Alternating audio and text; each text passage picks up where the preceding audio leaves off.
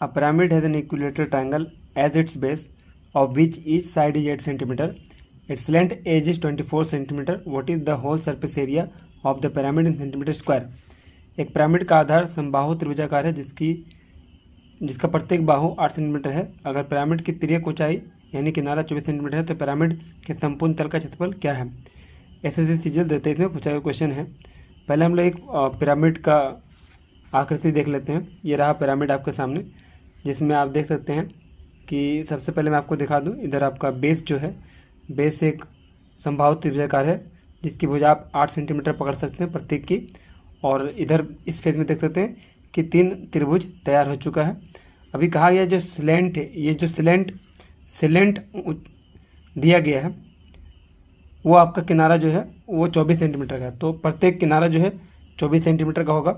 इस हिसाब से देख सकते हैं कि बेस 8 सेंटीमीटर का नीचे का और ये दोनों आपका कितना हो जा रहा 24 का, यानी समद्विबाहु त्रिभुज बन जाता है।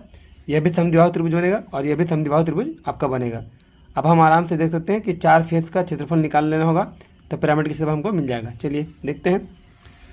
तो पिरामिड का क्षेत्रफल चाहिए तो समबाहु त्रिभुज का आधार का क्षेत्रफल निकालना होगा जो आधार में है, और प्लस 3 गुने समद्विबाहु त्रिभुज का क्षेत्रफल, जो 3 समद्विबाहु त्रिभुज बनता है। तो समबाहु त्रिभुज क्षेत्रफल का फॉर्मूला क्या होता है? √3/4 इंटू भुजा स्क्वायर और प्लस 3 मल्टीप्लाई करते हैं क्योंकि 3 हमें निकालना होगा समद्विबाहु त्रिभुज। समद्विबाहु त्रिभुज का फॉर्मूला क्या होता है? 1/2 आधार गुने वर्गमूल बनाना होगा, समान भुजा का स्क्वायर करना होगा और माइनस करना होगा आधार के आधे का स्क्वायर। अभी √3 के लिए √3 करते हैं, 4 के लिए 4 इंटू करते हैं भुजा के लिए 8 का स्क्वायर, क्योंकि भुजा हमारा जो है वो 8 है, और प्लस करते 3 इंटू हाफ इंटू बेस यानी आधार 8 इंटू √ओवर समान भुजा 24 का स्क्वायर माइनस आधार के आधे का स्क्वायर यानी 8 का आधा स्क्वायर करेंगे।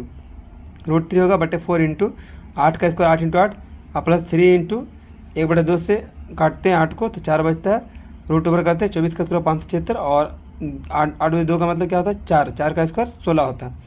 और यहाँ पर क्या होगा 4 से 8 काटेंगे 2 बार में, 8 2 16 होगा, 16√3 आ जाएगा।